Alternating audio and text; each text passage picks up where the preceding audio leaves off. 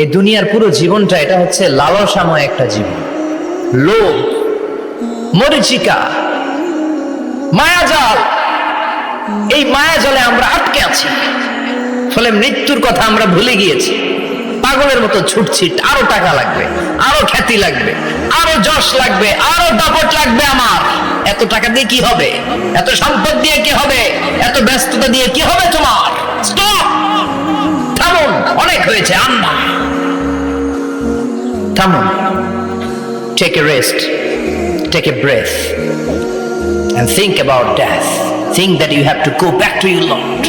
একটু বসেন না, একটু ভাবেন যে আমাকে চলে যেতে হবে, চলে যেতে হবে। এই কোলাহল, এই ব্যস্ততা, এগুলো থাকবে, থাকবো না আমি। সাইয়েদনা ওমর ফারুক বলেছেন, মুতু ক্বাবলা আন তামুতু, মরার আগে একবার মরো। হাসিবু ক্বাবলা আন তুহাসাবু আলাইকুম, তোমার হিসাব নেওয়ার আগে তুমি একবার নিজের হিসাবটা করো না।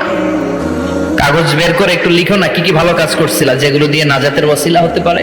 1 2 3, আর কি কি আকাম কুকাম করছো দেখো না, লিখে দেখো তোমার অবস্থাটা কি। মরার আগে একবার মরো। মরার আগে খাটের মধ্যে শুয়ে শটান করে চোখ বন্ধ করে একবার মরার ভান করে দেখেন কেমন লাগে। চোখটা বন্ধ করেন আর ভাবেন আপনি নাই, কি কি হতে পারে ভাবেন।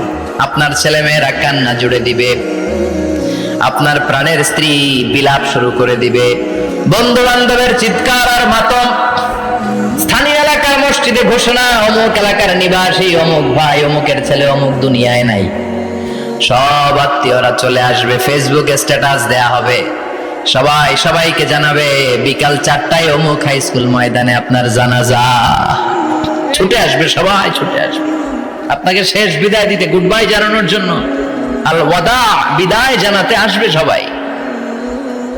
4 তাকবীর দিয়ে আপনার জানাজা হবে, অশ্রুসিক্ত জানাজায় আপনার বিদায় হবে। কাঠের খাটিয়ার মধ্যে করে কাঁধে তুলে আপনার কবরে নেওয়া হবে। আগে থেকে খুঁড়ে রাখা কবরটার মধ্যে আপনারে বিছিয়ে দেয়া হবে। বাঁশের কচি দিয়ে তার উপরে মাটির চাপা দিয়ে সব চলে যাবে।